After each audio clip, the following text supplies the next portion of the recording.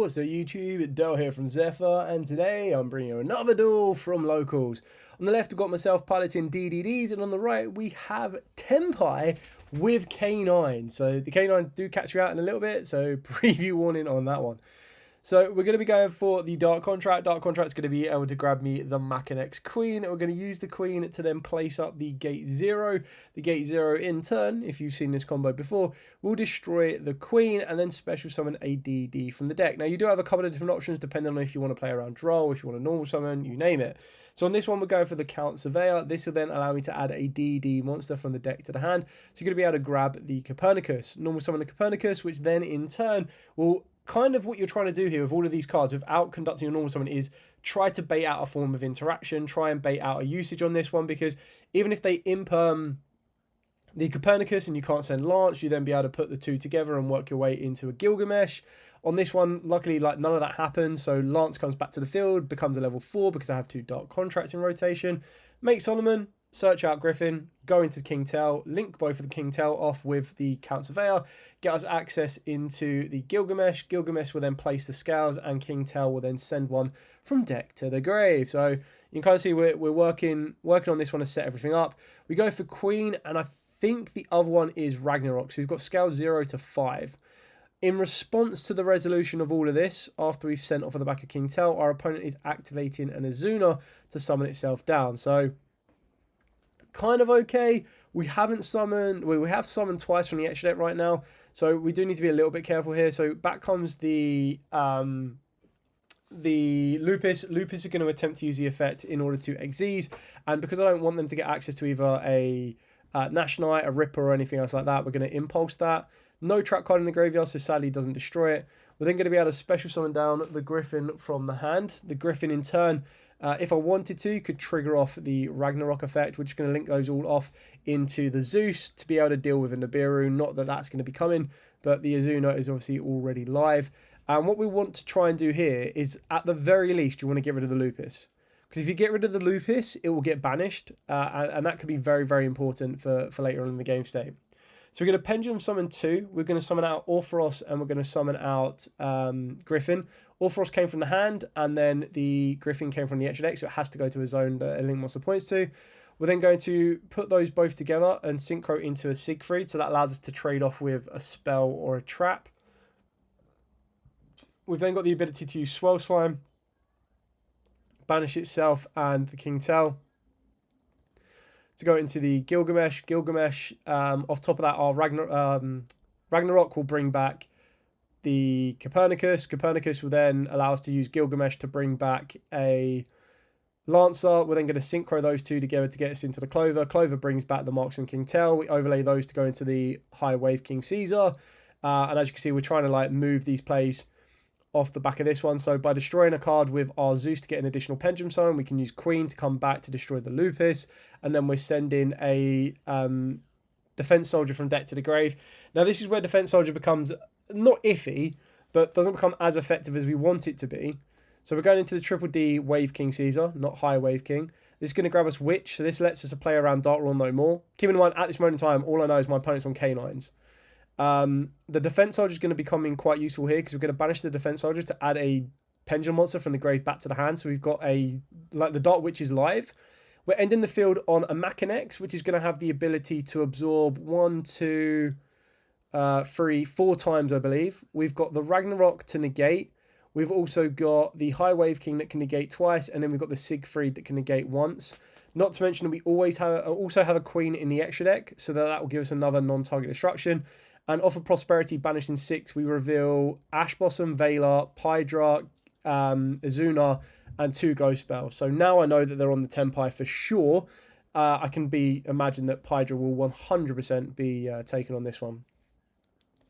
So a normal summon Pydra is always going to be pretty good if it does resolve. I'm just kind of explaining what I've got with all of the cards available to me. I think at this exact moment in time, my opponent has 5 cards in the hand, because obviously they used Azuna during my turn. Just going through the graveyard to confirm exactly what I have in the graveyard of what can do what. I'm just trying to tie up one of my sleeves, so apologies on this one. So the Pydra summons down. We're going to use the Machinex to absorb it, but it does still resolve. But you just make sure you don't let them keep the Pydra, because the Pydra is the non-level 3, the level 3 non-tuner that they're going to need. So they're kind of still going to want to utilize that. Kaiman is, I think now it's just like, you always hold an Ash for it if you have it, and you always hold, like, for this one, I'm going to hold a Siegfried for it until I get hit with a Triple Tactics Thrust. And I'm like, well, do I negate the Thrust with the Siegfried, or do I just, like, let them get to whatever they get to? If they got to a Dark Rule no more, I could play around it. They go for the Raigeki, they hit me with Raigeki, and I'm like, yep, that will cause me a few issues. So, and what I mean by that is I go Siegfried, so straight away it's a trade out bait for the Siegfried, which means the Kaiman is completely free. Also got the Sangan summoning, like, holy trinity. This is where I'm, like, contemplating using the Witch now, because I can trade the Witch with the Sangan summoning, and it means that they're not immune with the Deus Ex Machina. The Machina can still absorb. If they use Genroku in the hand, I can obviously Zeus Ragnarok it as well. Not to mention, I also have the High Wave King. I can also High Wave King it, so kind of got most bases covered on this one. Just contemplating the next route of plays to kind of go, or the best routes to take on this one. Looks like we're just going to go straight into a Typhon, which means that Kaiman's probably going to get saved. So Typhon to return the Wave King Caesar. I can't do anything about that. I can't absorb it with the Machinex because it's negated under Typhon. Witch has already used its effect. Ragnarok can't do anything right now. So they go straight for the High Wave King Caesar. Understandably so, because they'll want to use Kaiman as a defensive option during the next turn. I gain 1,000 life points off the back of the Siegfried. Because it looks like the Siegfried just got attacked or destroyed by battle. Draw phase, I take that 1,000 that I literally just gained from the Siegfried from the Witch. Going to start off by normal summoning down Kepler. Kepler's effect, let's test out what they've got. I know that there is a Kaiman along that spell and trap zone, so it's whether or not there's anything else. We do kind of want to get rid of the Zeus, but it's not the biggest issue. The Typhon, but it's not the biggest issue right now. It does kind of hinder the Queen if I want to get Queen to the field, but we're going to go Gates. Gates is then going to allow us to search out another card. So we tested out Droll and Lockbird. Going to go for the Griffin as our free level 4 extender. This is the one. I feel that DDDs are missing like another Link monster. Not that they have much space left in the extra deck. They've got pretty much everything. And they do have... I mean, they've got both forms of the Wave King. Both forms of Gilgamesh. I do miss the level 7 synchros. That was always quite fun to play. But we're just like... It's just way past it. So Lance is going to revive itself. Remember, Lance went as XE's material, so it didn't get banished. And then the second time it was brought back through Gilgamesh. But now, a Call by the Grave will guarantee that it's banished. That would have been pretty nice, because I would have been able to bring the Lance back. And what you need to remember about Lance is it adapts the level of a DD monster up to the number of Dark Contracts you have on field or grave. So I believe at this point I would have had 3. So I could have turned my Kepler into a 4. And then Kepler plus Lance would have made me a Synchro level 6, which would have been pretty useful right about now. So special summon down the Griffin. We're then going to be able to use Ragnarok to bring back the Gilgamesh. This was basically me, because now my opponent takes half damage. We're going to use the Sangan Kaiman. It was trying to bait out the Sangan Kaiman, which is exactly what's happened here. So Genroku, we're going to use the Ragnarok's effect to keep the Genroku in the hand, because it just negates activation. It doesn't negate and destroy, disappointingly.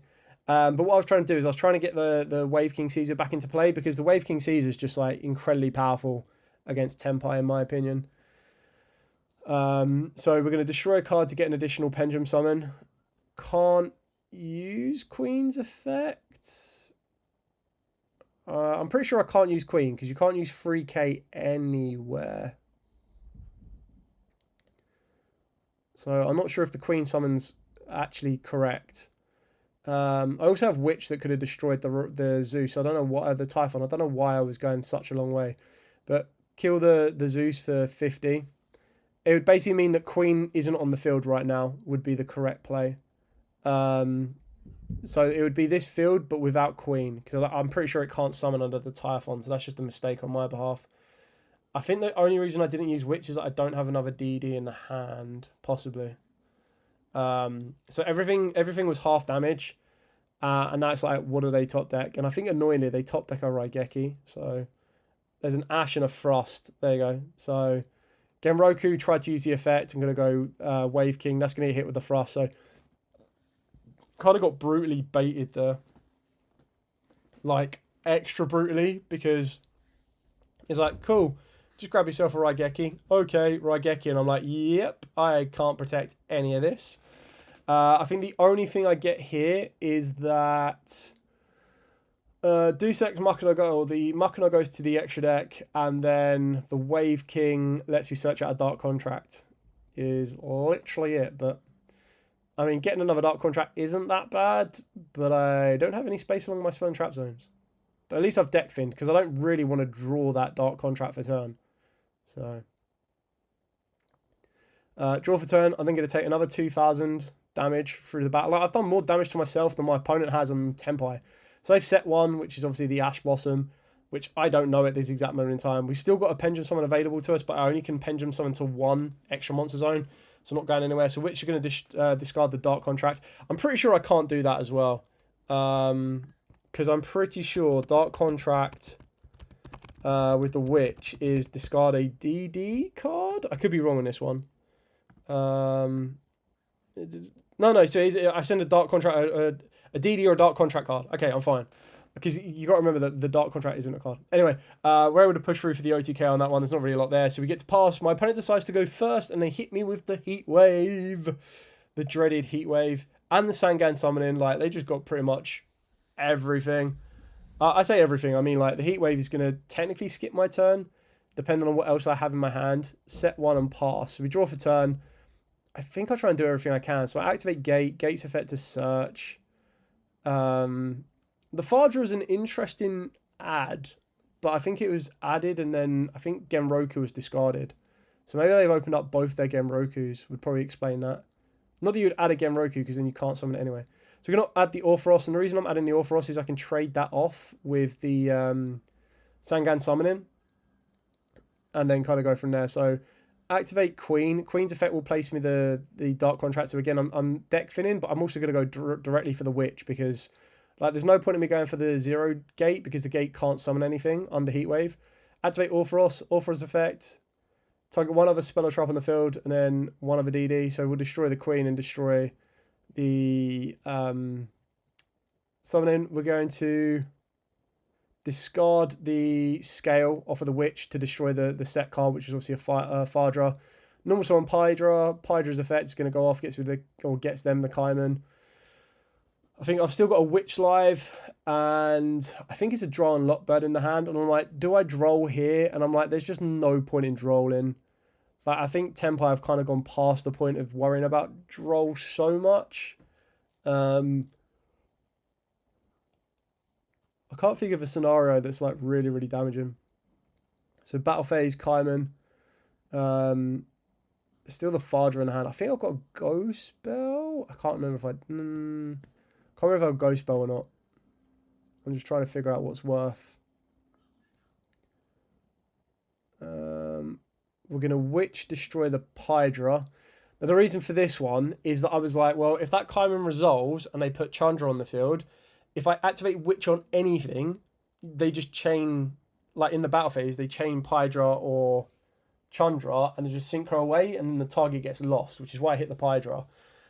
Even though during the damage step, we're going to be able to summon out the summon out one anyway. And I'm like, I've got Ghost Spell. So what I'm trying to do is I'm trying to really like limit the resource loop on this one. So I take a 15 and a 16, I think, or 15 and a 17. And then I'm going to take 23 off of Biden. Kind of limited the amount here. And this is where I play probably a little bit too cautious for my own liking, really. So I take 2k.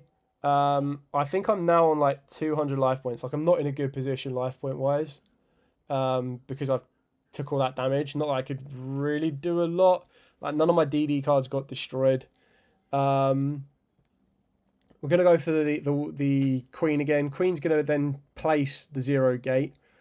0 gate's effect will allow me to destroy the Queen. Well, I was going to destroy Queen, I think, but then I'm like, actually, Queen says if another DD that isn't Queen gets destroyed, so we'll destroy the Orpheros. This then lets me special one from the deck. This is probably where I could have played a little bit more cautious. So we go for the Count Surveyor. This will then grab us a DD card, or a DD monster to be specific, with 0/0. After summoning out the Queen's going to trade with the Biden. Copernicus, normal summon Copernicus. Send one from deck to grave, so send Lance. Yeah. Lance sets you up your synchro plays. Lance is going to get rid of a dark contract so I don't burn myself out completely. So we'll get rid of that one. Manipulate his level, go into a 4. Overlay 2 to go into Solomon. Solomon then grabs. And then I kind of forget, not completely, but I do kind of, at the last minute, remember that the Tenpais will come back if I declare 3 attacks. So I'm like, I have to win this in 2 attacks, and I don't think I can. So I probably, and again, this is another one where I misplay a little bit because I kind of rushed ahead, and you'll see it in a minute, but I rush ahead to go for the brand new Arc Crisis, which is a good play to make. But I get lazy and I don't declare the effects of the Solomon and the Clovis. So the Clovis does burn damage and the Solomon does piercing damage, or vice versa. So because I didn't declare them, my Arc Crisis still can attack. It can attack all opponents' monsters once each, but it doesn't do piercing damage. So I mean, maybe I was worrying about nothing, and this is where I just got like overcautious, because what I should be doing when I get to, and it actually cost me the game, so it's lesson learned massively. It's just what happens when I haven't like played against Tenpai for such a long time. But you kind of see how I kind of progress from here. So at the moment I've got, I believe I've got a Gilgamesh, I've got a Clover. Just going to add a Pendulum Monster back to the hand.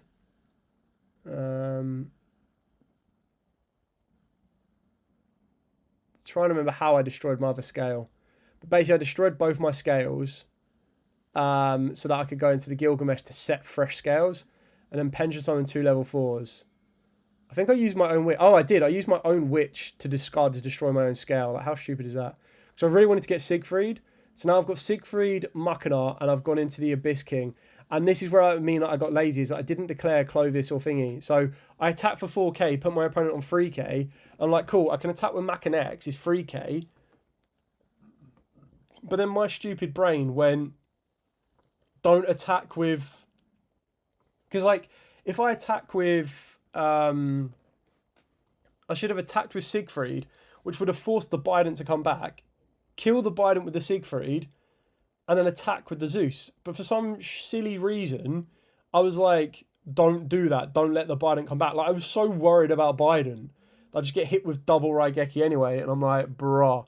And then the Siegfried gives me 2k, and I've got 2 Drolls in my hand. So I'm like, the Siegfried gives me 2k back, otherwise I would have burnt out during the standby phase in the next turn.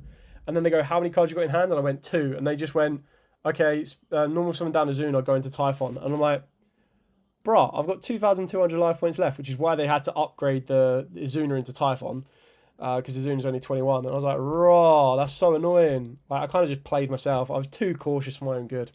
Anyway, moving on into that all-important game 3. So I make my opponent go verse, because I'm like, you know what, I don't want to deal with the breakers. I don't want to deal with Raigeki. Like, I feel that I'm quite confident with a Tenpai K9 go first field. Like, I'm quite happy with that. So I'm like, you know, do your thing. So terraforming into the Sangan summoning. Sangan summoning 3 Duels in a row. Let's go. Go for the Pydra. I think I've got a draw in the hand. I think. I could be so wrong on this one. So Pydra. Pydra for the Sangan summoning. In theory, what should happen now is, like, you probably want to go Sangan summoning. Yeah, Genroku, summon Genroku, tribute off Genroku, get you thingy, and we're just going to go for impulse. Like, don't even let that resolve. Kind of stop the access then, because otherwise it becomes Bident seals, and like, I don't want to deal with Bident seals. So set 2, pass, draw, activate Dark Contract. And I've said this, so this is the part where I literally go, I've done it again! Because I'm so used to, in other decks that I don't play pendulums with, I put my spells and traps to the furthest left and the furthest right columns, because I know very few people actually put imperm columns in there, and I'm like, right, they're the safest columns away from everything. And I did it with a Dark Contract again. I put the Dark Contract to the furthest zone, and I'm like, Dale, what are you doing? So now I have to destroy my own Dark Contract to even give the ability to Pendulum Summon. So this is a lesson, everyone that's watching along. This is a lesson on how not to do it. So if you're watching, lessons learned, okay? Copernicus, I'll show you how like I save my bacon on this one. So normal summon Copernicus. Copernicus is going to send one from deck to grave. I think this is the game that I take out the soldier. But we go for the scales. Scales lets me return the conveyor, the count back to the hand. I use count to discard the lance. The lance then has to destroy my own blooming dark contract to bring it back, and then overlay both into a 4 for Solomon. Like, how stupid is that? I've had to send scale to return. Like, that was all of my own making. Like, if I just didn't do that, I mean, I still needed lance in the graveyard regardless, but if I just didn't do that, I wouldn't have put myself in such a silly position. But anyway, slightly fixed. Orthros, Ragnarok. I think I've got nothing left to send with thingy anymore. We'll then use Orthros to trade with one of the back row, or one of the spells and traps. Summon down the Griffin. Link those two into the Zeus. Still have a Pendulum summon, so that's still kind of in a okay position. I think I must have a Necro Slime in the grave by now, right? So Pendulum out of the Griffin. Oh, there you go. Necro Slime is in the hand. Of course it was. Discard off of the Griffin that was Pendulum Summon to draw a card. Now we can Necro Slime. Still got the Abyss, but time is getting close now. So I'm like, I don't want to do half damage. I need to do 100% damage, or because I don't think I get another turn. With the way the clock's ticking down, there's not a lot of time left. So I'm like, either I end on a half field and my opponent's got one set card, one card in hand, and then Pydra still to... Not that Pydra's doing a huge amount, but I want to try and pick everything apart now. So I'm like, can I get the aggression OTK? So Queen comes back, destroys the spell and trap zone. Lance comes back off of the back of Genghis. Then we've got the ability to synchro for an 8 or synchro for a 10.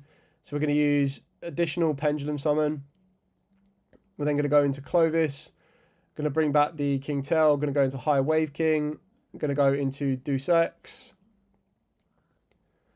Yeah, just attack the Pydra for 22. And then 3, 6, 8, 6 total. Yeah, and then the game just wraps up there. Anyway, so that was it. So like I said, that is how not to set your pendulum scales if anyone is watching. So keep that in mind. Very, very big lesson learned. Anyway, thanks so much for watching. Hope this has been informative and educational, I guess, with what you've just seen here. If you do have any questions at all, by all means, please put in the comments down below. Let me know.